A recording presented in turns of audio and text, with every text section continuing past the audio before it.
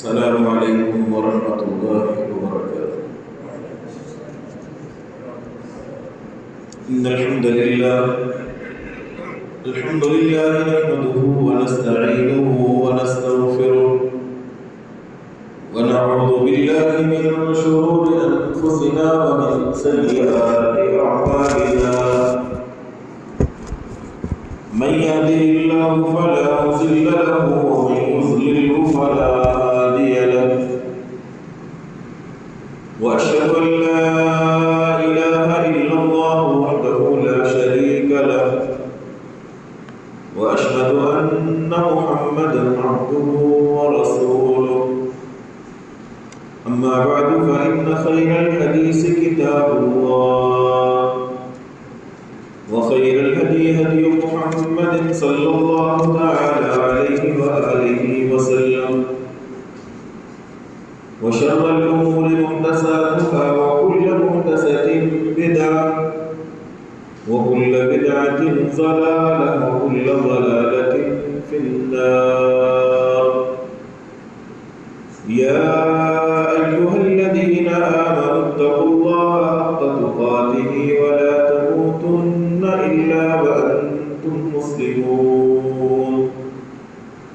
يا أيها الناس اتقوا ربكم الذي خلقكم من نفس واحدة وخلق منها زوجها وبث منهما رجالا كثيرا ونساء. واتقوا الله الذي تساءلون به والأرحام إن الله كان عليكم رقيبا.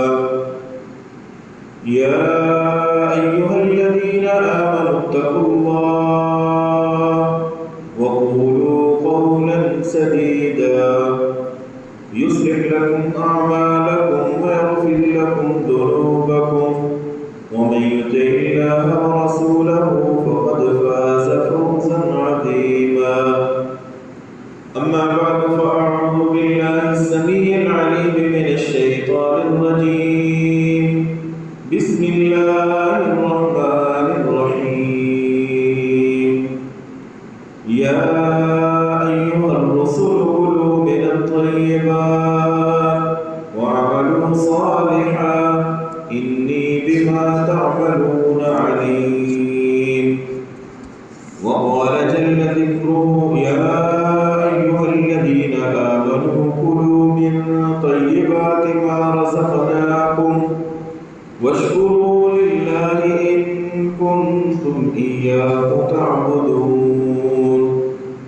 وقال تعالى يا أيها الناس كلوا مما في الأرض حلالا طيبا ولا تتبعوا خطوات الشيطان إنه لكم عدو مبين. وقال النبي صلى الله تعالى عليه وسلم يا معشر التجار فاستجابوا لرسول الله صلى الله عليه وسلم ورفعوا أعناقهم وأبصارهم إليه فقال إن التجار يبعثون يوم القيامة فجارا إلا من اتقى الله وبر وصدق. وقال النبي صلى الله عليه وسلم التاجر الصدوق الأمين مع النبيين والصديقين والشهداء أو كما قال صلى الله تعالى عليه وسلم.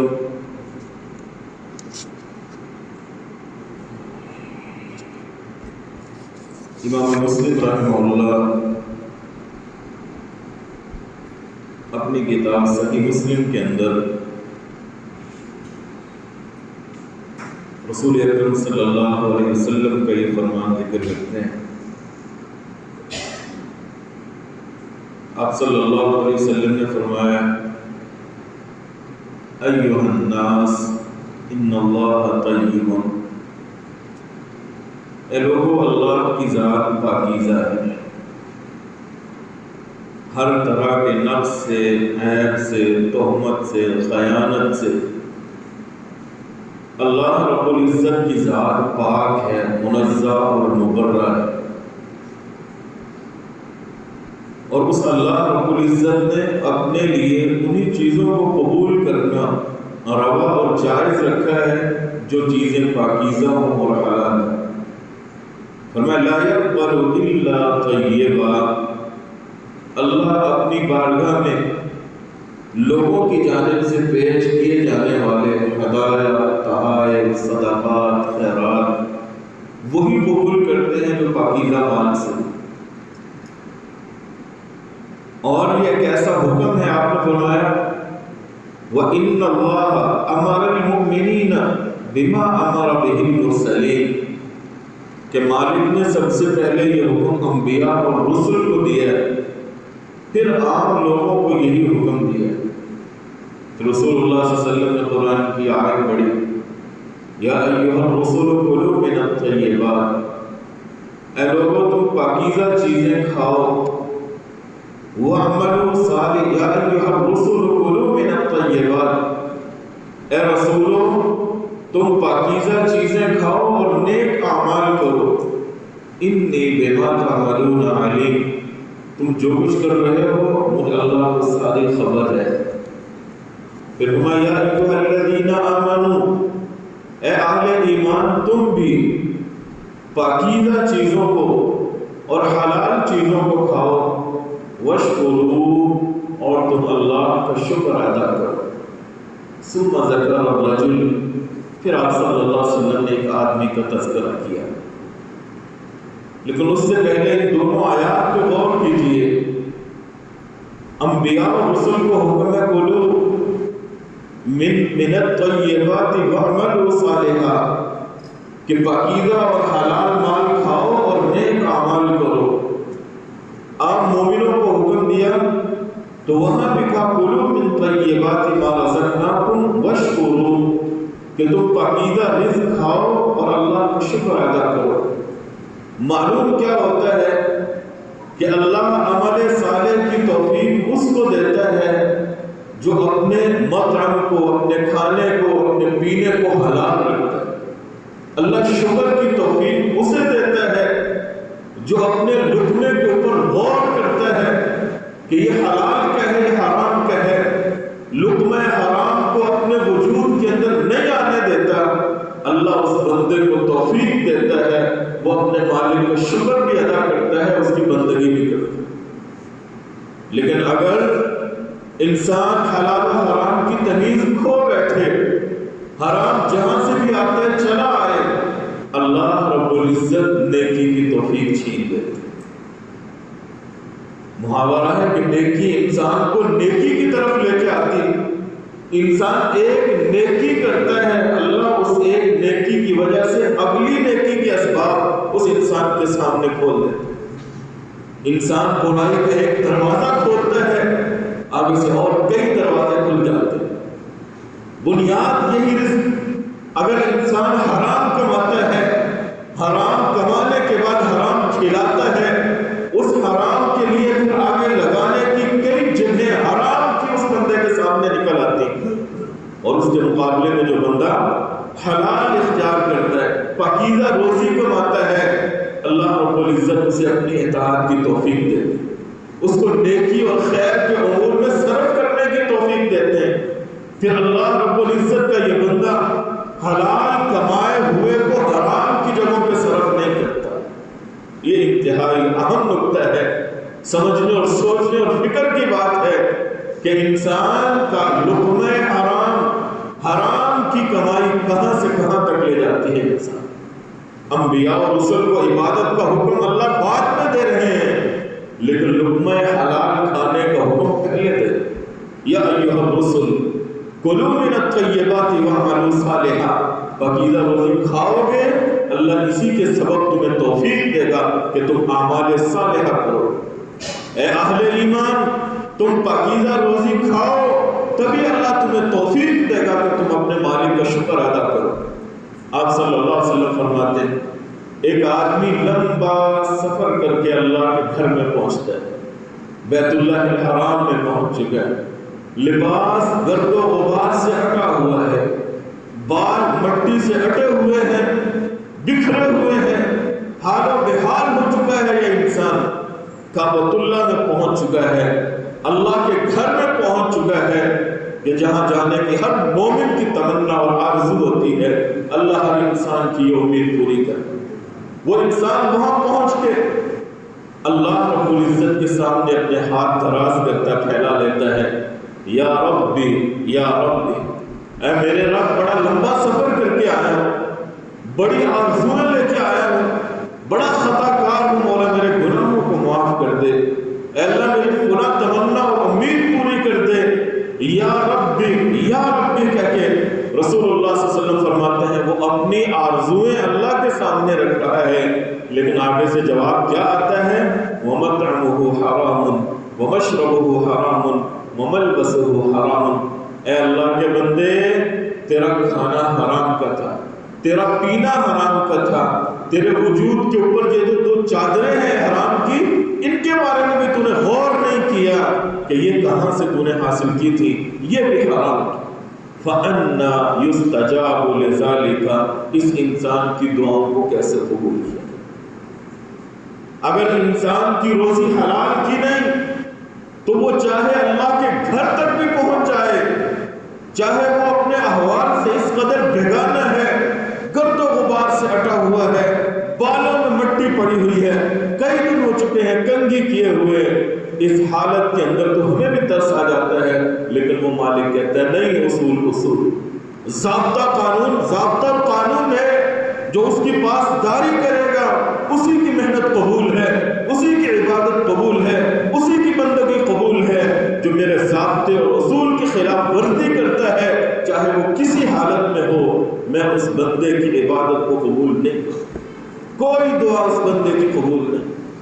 تو رزق حلال اس قدر اہمیت رکھتا ہے، رزق حلال اس قدر اہمیت رکھتا ہے کہ عبادت سے پہلے لازم ہے کہ انسان کی روزی حلال کی، حج سے پہلے ضروری ہے کہ اس انسان کی کمائی حلال کی ہو، زکوٰۃ دینے سے پہلے سوچے جس مال کی میں زکوٰۃ دے رہا ہوں کیا میں نے غصب کے ذریعے، غبن کے ذریعے، دھوکے فراڈ کے ذریعے تو حاصل نہیں کیا ہو، حلال کی کما کے پھر اللہ کے راستے میں دے۔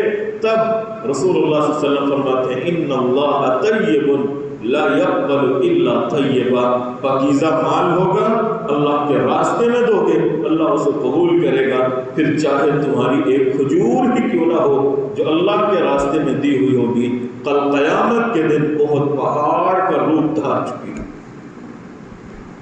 آپ صلی اللہ علیہ وسلم فرماتے ہیں وہ حلال کی ایک کھجور، وہ معمولی سا تمہارا صدقہ جو تم نے پاکیزہ کمائی سے اللہ کو دیا، کل قیامت کے دن پہاڑ کا روپ دھار چکا ہوگا۔ یربی احدکم فلوہ، رسول اللہ صلی اللہ علیہ وسلم فرماتے ہیں اللہ تمہارے صدقے کو یوں ہی بڑھاتے ہیں جیسے تم اپنے جانور کے بچے کو پالتے ہو، پوستے ہو، بڑا کرتے ہو۔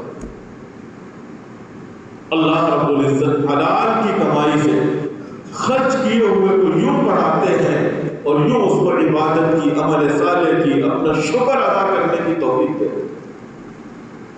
تو حلال کمائی کے حوالے سے کاروبار کے متعلق میں چند چیزیں پچھلے جمعہ میں ذکر کر چکا ہوں، ایک آدھ بات ذکر کر کے آگے پھر ان امور کا تذکرہ کروں گا اور ان بیوع کا تذکرہ کروں گا کہ جو کاروبار، جو چیزیں بیچنا خریدنا شرعاً ممنوع، اور اس طرح آج کی گفتگو مکمل کرنے کی کوشش کروں گا انشاءاللہ۔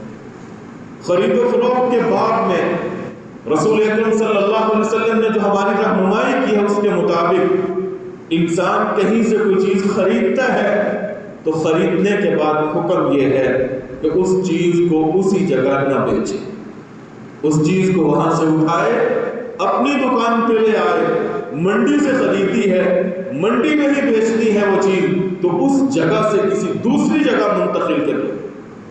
اور دوسرا حکم یہ ہے کہ وہی چیز جس کو تم نے خریدا ہے اس کو ماپو، اس کو تولو، بلا ماپ کے، بلا تولے، بلا وزن کیے ہوئے چیز نہ خریدو نہ بیچو۔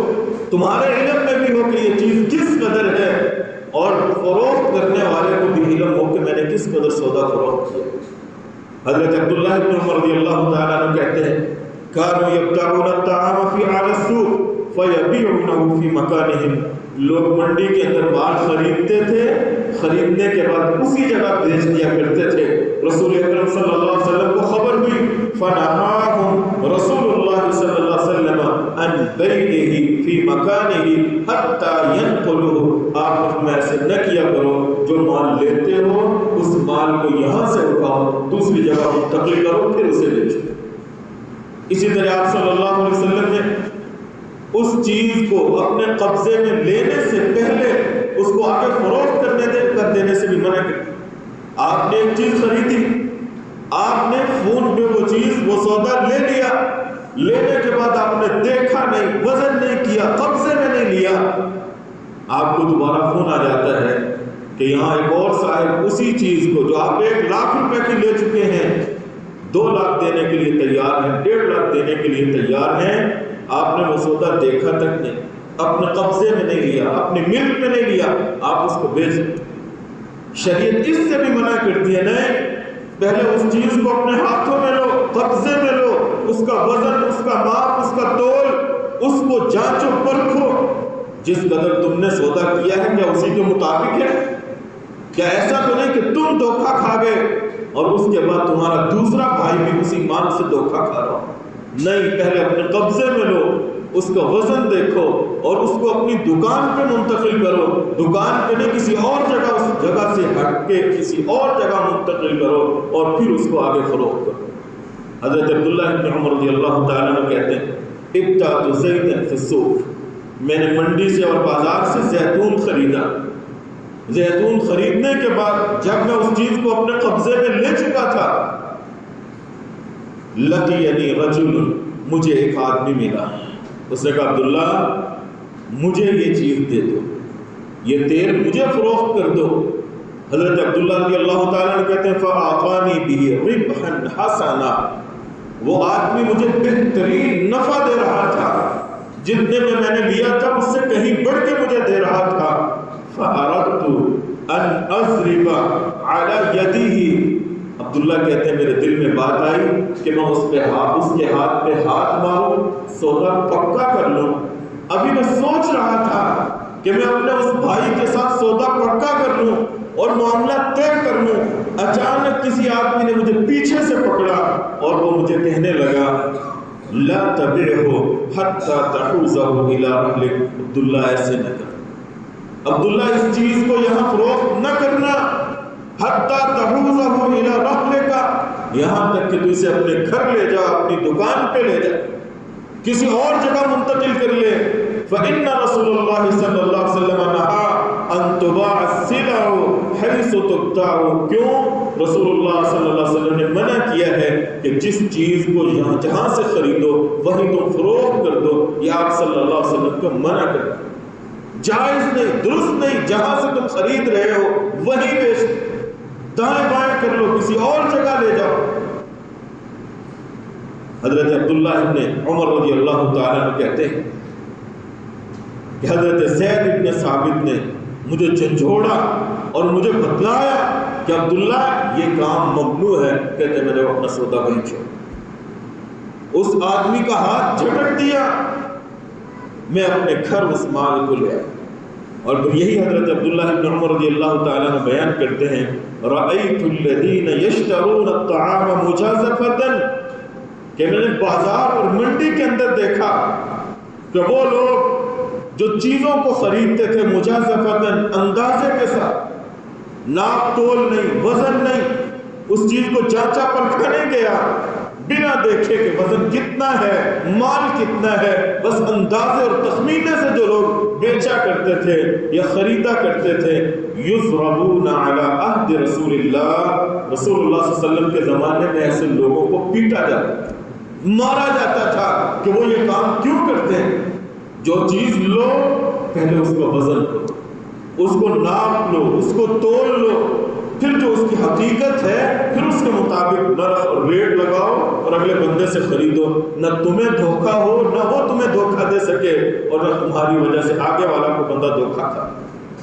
اور فرمایا ان یبیعوہ حتی یؤوہ الی رحالہم، اسی طرح ان لوگوں کو بھی مارا جاتا تھا کہ کہ جو لوگ سودا خریدنے کے بعد اسی جگہ بیچنا شروع کر دیتے. نہیں، انہیں حکم تھا کہ اس سودے کو اپنی دکان، اپنے گھر، دوسری جگہ منڈی کے اندر لے جائے، اسی جگہ بیچنا بند ہو.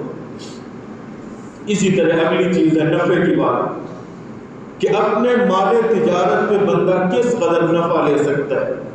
2%، 4%، 10%، 20، 25 کیا ہے؟ شرعی طور پہ کوئی قواعد نہیں ہے کہ کوئی آدمی اپنی چیز پہ کس قدر نفع لے، کوئی رکاوٹ نہیں. اور نہ ہی شرعی طور پہ انسانوں کو پابند کیا جا سکتا ہے کہ تم یہ چیز اتنے پہ بیچو.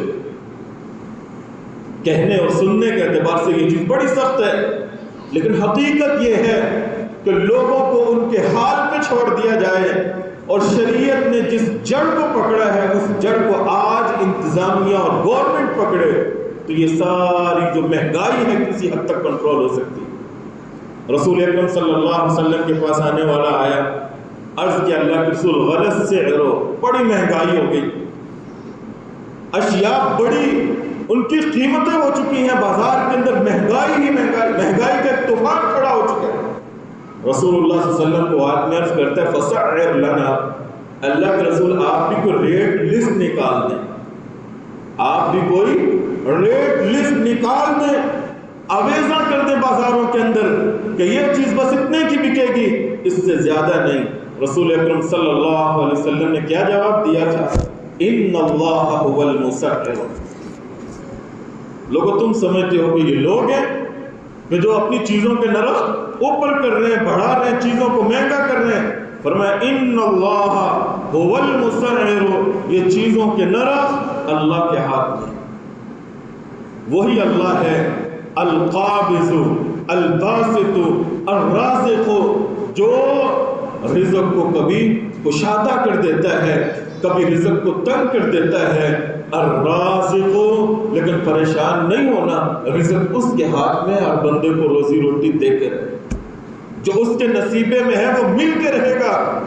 اگلے الفاظ پہ غور کیجیے، آپ صلی اللہ علیہ وسلم نے فرمایا وَإِنِّي لَأَرْجُو ان القى اللہ، مجھے امید ہے کل قیامت کے دن میں جب اللہ رب العزت سے ملاقات کروں گا تو آدم علیہ السلام کی اولاد میں سے کوئی ایک بندہ بھی کھڑا ہو کے مجھ سے نہیں پوچھے گا، میرے خلاف دعویٰ اللہ کی بارگاہ میں دائر نہیں کرے گا کہ اللہ میں نے تو یہ چیز اتنے میں خریدی تھی اور تیرے نبی نے ریٹ طے کر دیا اس سے بھی کم کا، مجھے اس سے خسارہ اور نقصان اٹھانا پڑا، اے اللہ مجھے اس کا جواب لے کے دیجئے. رسول اللہ صلی اللہ علیہ وسلم فرماتے ہیں انی لارجو، مجھے امید اور یقین ہے کل میں اللہ رب العزت سے ملوں گا.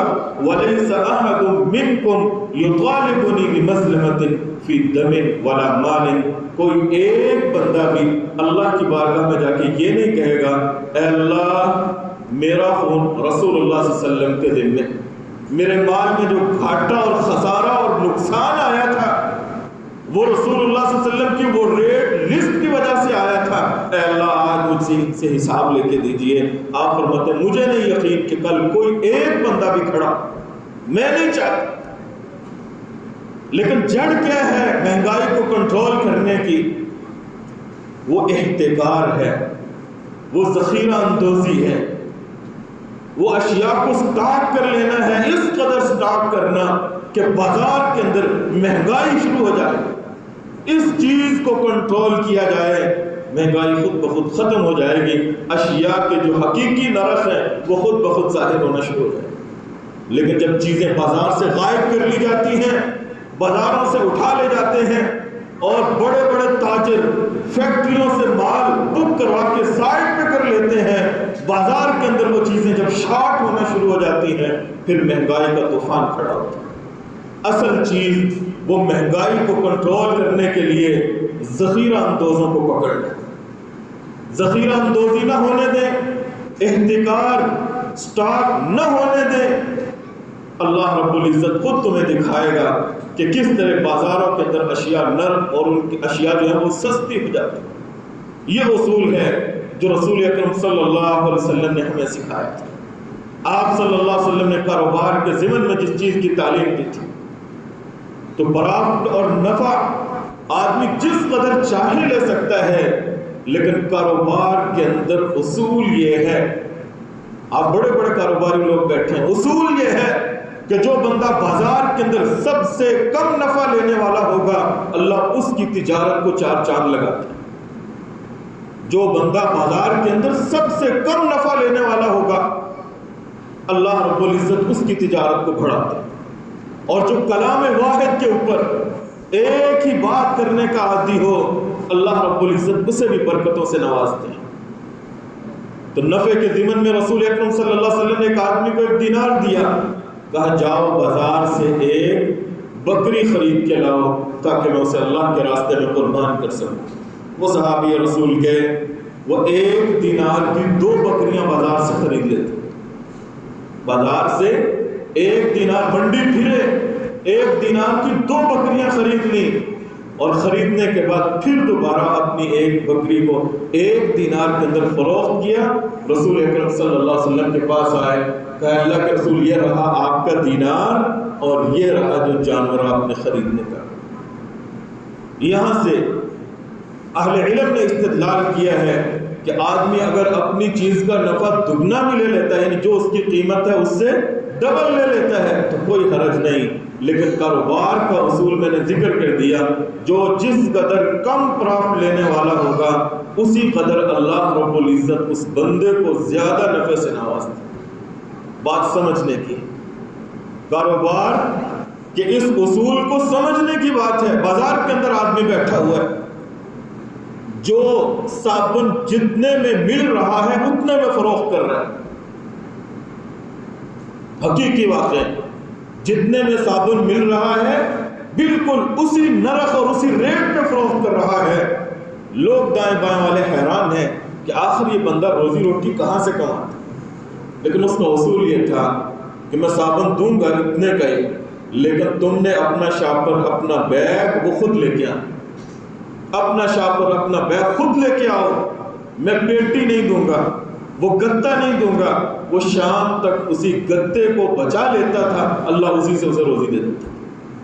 جس قدر آپ کم نفع لینے کی کوشش کریں گے اور اپنے آنے والے کسٹمر سے دھوکہ نہیں کریں گے، فراڈ نہیں کریں گے، 2 3 باتیں نہیں کریں گے، ایک ہی ریٹ بتائیں گے، آنے والا مطمئن ہوگا۔ اللہ رب العزت اسی آپ کی سچائی کی برکت سے آپ کے کاروبار میں برکتیں عطا فرما دے۔ تو کاروبار کے اندر سیدنا عمر رضی اللہ تعالیٰ عنہ بھی لوگوں کو یہی سمجھایا کرتے تھے کہ مارکیٹ کے ساتھ چلو، بازار کے ساتھ چلو، خواہ مسلمانوں کو دھوکہ نہ دو۔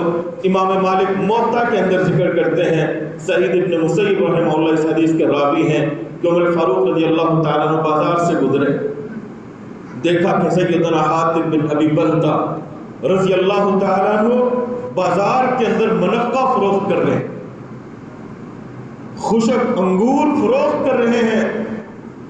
اب لوگ جو ہیں وہ کچھ مہنگا بیچ رہے ہیں، لیکن حضرت حاتب رضی اللہ تعالیٰ عنہ ان کا اپنا مال تھا، اپنا سودا تھا، گھر کا تیار شدہ اپنا خشک کیا ہوا منقہ، وہ لوگوں سے کچھ سستا بیچ رہے تھے۔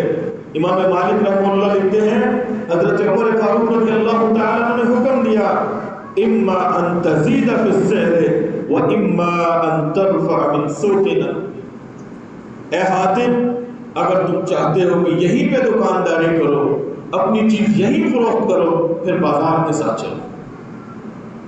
اتنا تفاوت اور اتنا فرق نہیں ہونا چاہیے، بازار کے ساتھ چلو۔ اگر تم بازار کے ساتھ نہیں چلنا چاہتے پھر یہ مال یہاں سے ہٹاؤ، کسی دوسری جگہ جا کے بیچو۔ بظاہر یہ چیز بڑی سخت لگتی ہے، لیکن اسی بازار کے اندر اگر ایک آدمی اسی نرخ پہ چیز لے کے آیا جس قیمت پہ حضرت حاتب بیچ رہے ہوں، اب دیکھنے والے تو یہی کہیں گے نا یہ بندہ کس قدر فراڈ اور دھوکہ کرتا۔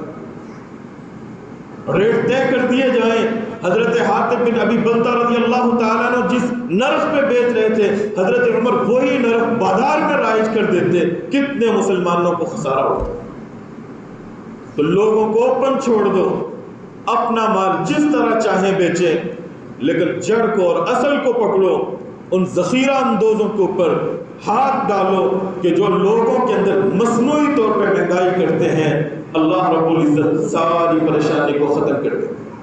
حضرت عمر رضی اللہ تعالیٰ نے تو بازار کے اندر کاروبار کرنے والے کو، وہ بندہ جو سٹاک نہیں کرتا، ذخیرہ اندوزی نہیں کرتا، حالات جیسے بھی ہوں وہ اپنی چیز کو سٹاک کر کے نہیں رکھتا، بازار کی طرف لے کے آتا ہے۔ عمر فاروق رضی اللہ تعالیٰ عنہ کہا کرتے تھے وَلَكِنْ أَيُّمَا جَالِبِ جَلَبٍ عَلَىٰ عُمُدِ كَبِدِهِ فِي الشَّتَّاءِ وَالصَّيْفِ، جو آدمی اپنے قافلے سیدھے بازار لے کے آتا ہے، جو چیز کہاں سے کہیں سے خریدتا ہے، خریدنے کے بعد سٹاک نہیں کرتا، روک کے نہیں رکھ لیتا، بازار کے اندر جب یہ چیز مہنگی ہوگی تب میں اپنا مال بازار کے اندر لے کے آؤں گا۔ عمر فاروق رضی اللہ تعالیٰ عنہ کہتے ہیں جو بندہ اپنا قافلہ منڈی کے اندر لے آتا ہے، اللہ رب العزت اسے روزی بھی دیتے ہیں، چاہے موسم جیسا بھی ہو، گرمی ہو سردی ہو، جیسا بھی موسم، مہنگائی ہے یا اس وقت جو بھی حالات ہیں۔ عمر فاروق رضی اللہ تعالیٰ عنہ کہتے ہیں فَذَلِكَ ضَيْفُ عُمَرَ، یہ بندہ عمر کا مہمان ہے، یہ بندہ عمر کا مہمان ہے کہ جو مال کو ذخیرہ نہیں کرتا، سٹاک نہیں کرتا، جو کچھ ہے بازار کے اندر لے آتا ہے، نفع فراخت تھوڑا مل رہا ہے تھوڑے کو قبول کر لیتا ہے، یہ عمر رضی اللہ تعالیٰ عنہ کا مہمان۔ فَلْيَبِعْ كَيْفَ شَاءَ اللَّهُ، وہ اپنے مال کو جیسے چاہے بیچے۔ یہ روایت بھی موطا امام مالک کے اندر موجود ہے۔ اور چند امور ایسے ہیں یا چند بیوع ایسی ہیں جن سے شریعت نے منع کیا کہ آدمی وہ خرید و فروخت نہ کرے۔ ان میں سے ایک چیز تو عام طور پہ ہمارے شہروں میں رہنے والے، ان کے بھی دائیں بائیں باغات، زمینیں، جائیدادیں ہوتی، باغوں کے ضمن میں آپ صلی اللہ علیہ وسلم نے فرمایا کہ اس وقت تک اپنے باغوں کو فروخت نہ کرو حتیٰ تزہیہ، یہاں تک کہ وہ پکنے لگ جائیں۔ ہمارے یہاں 3 4 5 سالوں کے لیے باغات کو پہلے ہی فروخت کر دیا جاتا ہے، پہلے لوگ بیچ دیتے ہیں، یہ شرعی طور پہ درست نہیں۔ اسی طرح وہ چیزیں جو گانے بجانے کے لیے مستعمل ہیں یا گانے بجانے والی یا عورتیں ان کی محافل منعقد کرتے ہیں، سینما ہے یا اسی طرح دیگر چیزیں جہاں یہ چیزیں لوگ لاتے ہیں، بیچتے ہیں اور اسی طرح لوگ ان کے ذریعے اپنا کاروبار چلائے ہوئے ہیں، ان چیزوں سے بھی گریز کرنا چاہیے۔ رسول اکرم صلی اللہ علیہ وسلم فرماتے ہیں لا تبیعوا الخینات، گانے بجانے والی عورتوں کی خرید و فروخت نہ کرو، ولا تشتروہن ولا تعلموہن، اور نہ ہی ان کی سرپرستی نہ کرو کہ بچی لے کے کسی کو دے دی وہ گانا بجانا سیکھ لے، نہیں، ولا تعلموہن ولا خیر فی تجارت فیہن، آپ صلی اللہ علیہ وسلم فرماتے ہیں ان چیزوں کی خرید و فروخت کے اندر کوئی بھلائی نہیں۔ فرمایا وثمنہن حرام، ان چیزوں کی قیمت بھی حرام ہے۔ فی مثل ھذا انزلت ھذہ الآیہ، آپ صلی اللہ علیہ وسلم فرماتے ہیں اللہ رب العزت نے اسی ضمن میں قرآن کی آیات اتاری۔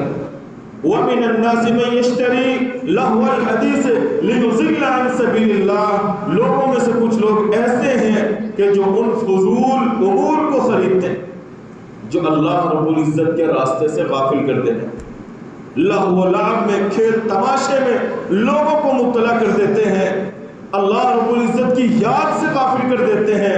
آپ صلی اللہ علیہ وسلم فرماتے ہیں ایسا کاروبار، ایسی تجارت بھی حرام۔ اسی طرح آپ صلی اللہ علیہ وسلم نے فرمایا کہ وہ چیز جس کے اندر دھوکہ ہو، وہ چیز وہ بے کرنا بھی ممنوع ہے۔ نہا رسول اللہ صلی اللہ علیہ وسلم عن بیع الغرر، آپ صلی اللہ علیہ وسلم نے دھوکے کی بے سے منع کیا کہ وہ چیز آپ کے سامنے ہے ہی نہیں، آپ اس چیز کا سودا کر رہے ہیں۔ جانور ہے جو اس کا حمل ہے، بچہ پیٹ میں ہے، لوگ اس کی خرید و فروخت کر لیتے ہیں کہ اس گائے سے جو بچہ اور بچڑا پیدا ہوگا وہ اتنے کا مجھے دے دو، یہ بکری کا بچہ اتنے کا مجھے دے دو، یہ بھی بیع الغرر۔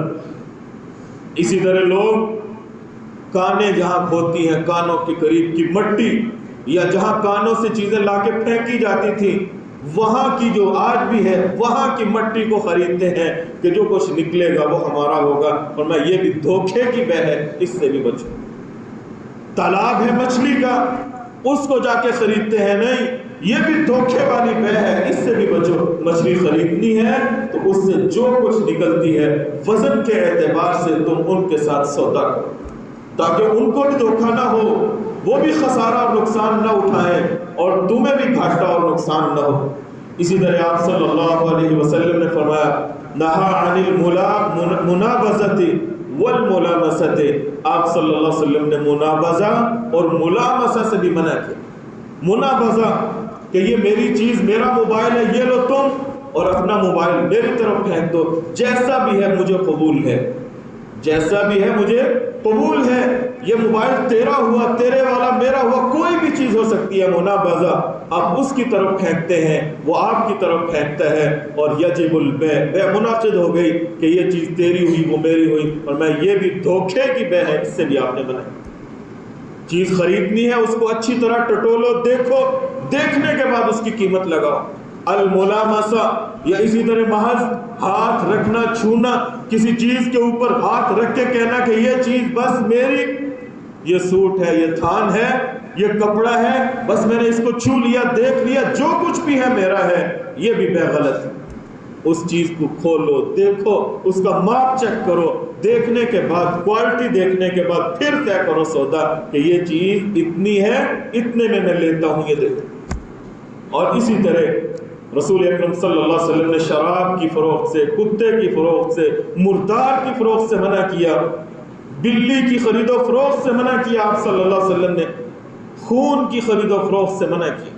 یہ مرغیوں والے بازار کے اندر بیٹھے خون جمع کرتے رہتے ہیں، پھر اسے آگے فروخت کرتے ہیں، یہ بھی سراسر حرام ہے۔ اسی طرح رسول اکرم صلی اللہ علیہ وسلم نے یہ بھی تعلیم دی ہے کہ اگر آپ کسی سے جانور خریدتے ہیں تو وہ جانور، اگر آپ جانور کے بدلے میں جانور لے رہے ہیں تو اسے فوری طور پہ اپنا جانور دو، اس کا جانور لے لو، ادھار نہ کرو کہ یہ میں دے رہا ہوں، تم مہینے کے بعد مجھے اسی طرح کی گائے دے دینا، اسی طرح کا جانور دے دینا۔ آپ اس کو کسی بھی چیز پہ منطبق کر سکتے ہیں، کوئی بھی سواری ہو سکتی، یہ موٹر سائیکل لے لو اور 4-6 مہینوں کے بعد مجھے اسی طرح کا موٹر سائیکل لوٹا دینا، غلط ہے سارا۔ اس چیز کی قیمت طے کرو اور پھر جو وعدہ مقرر ہو جائے اس وعدے کے اوپر اس چیز کو ادا کرو۔ اور اسی طرح شریعت نے ہر وہ چیز جس کو حرام قرار دیا ہے اس کی بے کو بھی اور اس کی خرید و فروخت کو بھی حرام قرار دیا۔ رسول اکرم صلی اللہ علیہ وسلم جب مکہ فتح کرتے ہیں، آپ صلی اللہ علیہ وسلم نے وہاں خطبہ دیا، اور اس خطبے کے اندر آپ نے فرمایا ان اللہ ورسولہ حرم بیع الخمر، اللہ اور اس کے رسول نے شراب کی خرید و فروخت کو حرام قرار دے دیا، والمیت، مردار کی خرید و فروخت حرام ہے، بتوں کی خرید و فروخت حرام۔ اور آج ہمارے ہاں شو پیس، ماڈل لوگ اپنی دکانوں کے اندر رکھے ہوئے ہیں، یہ سارے بت ہیں، ان کی خرید و فروخت بھی حرام ہے۔ ایک کہنے والے نے کہا اللہ کے رسول ارائیت شحوم المیتۃ، آپ نے مردار کا ذکر کیا ہے کہ مرا ہوا جانور وہ حرام ہے، اس کی بے بھی اور خرید و فروخت بھی حرام ہے۔ اے اللہ کے رسول، ہم تو ان جانوروں کی جو چربی ہوتی ہے وہ اتار لیتے ہیں، کھاتے نہیں ہیں، وہ چربی اتار لیتے ہیں، وہ چربی اتارنے کے بعد اے اللہ کے رسول یہ کشتیاں بناتے ہیں، ان کے اندر جو درزے اور خلا آ جاتے ہیں اس خلا کو پر کرتے ہیں۔ اور اسی طرح یستسبح بها الناس، کچھ لوگ اس تیل سے اس چربی کو پگھلا کے بطور تیل اپنے دیے کے اندر ڈال لیتے ہیں اور اپنے چراغ جلاتے ہیں۔ اے اللہ کے رسول کیا یہ جائز ہے؟ آپ نے فرمایا لا وہ حرام، نہیں، جس چیز کو اللہ نے حرام قرار دے دیا کسی بھی ہیلے بہانے سے اس چیز کو فروخت نہیں کیا جا سکتا، نہ استعمال کیا جا سکتا۔ اور پھر شراب اور اس سے متعلقہ چیزیں یہ تو سراسر حرام ہیں۔ اور کہاں ہماری ماشاءاللہ حکومت جو آج بھنگ کو روائی دینے چلی، پوری قوم کو بھنگ کی لت لگانے کے اوپر کہ بھنگ کاشت ہوگی، معاہدے ہو رہے ہیں لوگوں کے ساتھ کہ بھنگ کاشت کرنے کے بعد پھر اسے فروخت کیا جائے گا، بڑی آمدنی ہوگی۔ کل تم شراب کی بھٹیاں بھی لگا لو پھر گورنمنٹ کی سطح پہ، پھر اسے بھی فروخت کرنا شروع کر دو۔ پھر جب تم یہ بھٹیاں لگا لو گے، بھنگ کی پیداوار، بھنگ کی کاشت کرو گے، کیا تم لوگوں کو اس لت سے ہٹا لو گے اور بچا لو گے؟ خود لوگوں کے لیے نشے کی راہیں کھولتے ہو، غلط کاری کے راستے کھولتے ہو۔ تو خدا کا خوف کرو۔ شریعت تو یہ کہتی ہے کہ تم اپنے انگور فروخت کرتے ہو، اور اگر تمہیں علم ہو جاتا ہے کہ مجھ سے وہ انگور خریدنے والا بندہ آگے لے جا کے شراب بنائے گا، امام مالک رحمہ اللہ نے ذکر کیا اس بندے کو وہ انگور فروخت کرنا بھی حرام، حلال چیز ہے، آپ بیچ سکتے ہیں، فروخت کر سکتے ہیں، لیکن جب آپ کو پتا چل گیا کہ یہ بندہ اس حلال چیز کو لے جا کے آگے حرام کی چیز میں استعمال کرے گا، اس چیز کو بیچنا بھی اس بندے کے لیے حرام ہو جاتا ہے۔ اور کہاں جس چیز کو شریعت نے حرام قرار دیا ہے اس چیز کی کاشت کی جائے اور پھر اس چیز کو فروخت کیا جائے۔ اور آج تو ملتان کے اندر ماشاءاللہ سے وہ چرسی پلاؤ اور چرسی چائے پتہ نہیں کیا کچھ، پتہ نہیں اس کی حقیقت ہے یا نہیں۔ اگر حقیقت ہے تب بھی جرم ہے، اور اگر حقیقت نہیں ہے تب بھی جرم ہے۔ کیوں وہ چیز اس کا نام لے کے فروخت کرتے ہو کہ جو چیز شریعت کے اندر حرام؟ یہ وہ چند امور تھے کہ اگر شریعت کی روشنی میں انسان اپنے کاروبار کو چلاتا ہے، اپنی تجارت کو فروغ دیتا ہے، اللہ رب العزت کی جانب سے بیش بہا برکتیں ہوتی ہیں۔ دنیا کے اندر ہی نہیں، اللہ آخرت کے اندر بھی وہ مقام اور وہ مرتبہ دیتے ہیں جو اللہ رب العزت اپنے انبیاء اور شہداء کو دینے والے۔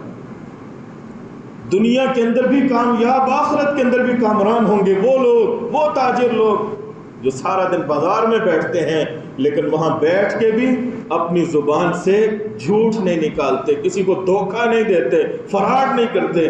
رسول اکرم صلی اللہ علیہ وسلم بازار آئے، لوگوں کو دیکھا اور آپ نے کہا یا معاشر التجار، اور تاجروں کی جماعت۔ صحابہ کرام رسول اللہ صلی اللہ علیہ وسلم کی جانب لگ کے آپ صلی اللہ علیہ وسلم کے قریب ہوئے، اپنی نگاہیں رسول اللہ صلی اللہ علیہ وسلم پہ گاڑ لی، کان رسول اللہ صلی اللہ علیہ وسلم کی آواز پہ لگا لیے۔ آپ صلی اللہ علیہ وسلم فرماتے ہیں ان التجار یبعثون یوم القیامت فجارا، یہ تاجر لوگ کل قیامت کے دن فاجر بن کے اٹھیں گے۔ یہ تاجر لوگ کل قیامت کے دن فاجر بن کے اٹھیں گے۔ پھر رسول اللہ صلی اللہ علیہ وسلم فرماتے ہیں الا من اتقى اللہ، ہاں وہ بندہ فاجر نہیں ہوگا، وہ بندہ گنہگار نہیں ہوگا جو بندہ اللہ سے ڈرتا رہا، اپنی دکان پہ بیٹھا ہوا ہے، اپنے کاروبار میں مگن ہے، لیکن کوئی بھی نہیں دیکھ رہا، پھر بھی گاہک کو دھوکہ نہیں دیتا، اس وجہ سے کہ وہ مالک تو دیکھ رہا ہے، اس بیچارے کو پتہ نہیں لیکن اس مالک کو تو پتہ ہے اس شے کی حقیقت کیا ہے۔ الا من اتقى، جو انسان اللہ سے ڈر گیا، وہ برا و صدقہ، جو بندہ نیکی کرنے والا ہے، بازار کے اندر بیٹھ کے بھی جھوٹ نہیں بولتا، صدقہ سچ بولتا ہے۔ رسول اکرم صلی اللہ علیہ وسلم فرماتے ہیں یہ لوگ ہیں جو گنہگاروں کے گروہ سے بچنے والے۔ پھر آپ نے فرمایا التاجر الصدوق، وہ تاجر جو اپنی زبان پہ ہمیشہ سچ رکھتا، سچی بات، کھری پکی بات کرتا ہے، الامین، امانت دار ہے۔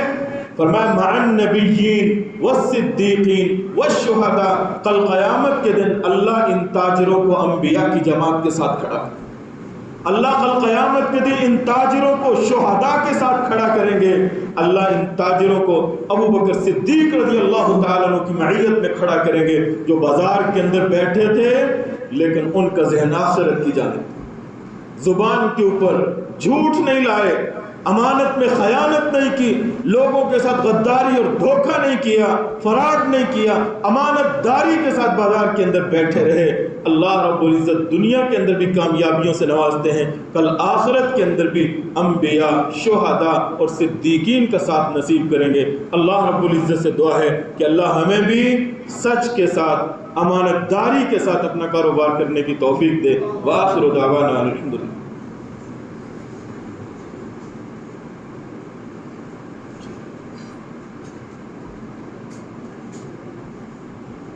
إن الحمد لله نحمده ونستعينه ونستغفره ونعوذ بالله من شرور أنفسنا ومن سيئات أعمالنا من يهده الله فلا مضل له ومن يضلل فلا هادي له وأشهد أن لا إله إلا الله وحده لا شريك له وأشهد أن محمدا عبده ورسوله.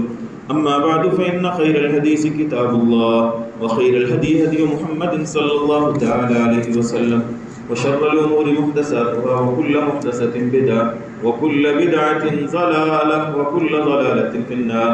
اللهم انصر الإسلام والمسلمين، اللهم أعز الإسلام والمسلمين، اللهم اشف مرضانا ومرضى المسلمين، اللهم اغفر لجميع موتى المسلمين، اللهم اغفر لجميع موتى المسلمين. رب ارحمهما كما ربياني صغيرا، رب اجعلني مقيم الصلاة ومن ذريتي، ربنا وتقبل دعاء، ربنا اغفر لي ولوالدي وللمؤمنين يوم يقوم الحساب. ربنا اغفر لنا ولإخواننا الذين سبقونا بالإيمان ولا تجعل في قلوبنا غلا للذين آمنوا ربنا إنك رؤوف رحيم. سبحان ربك رب العزة عما يصفون وسلام على المرسلين.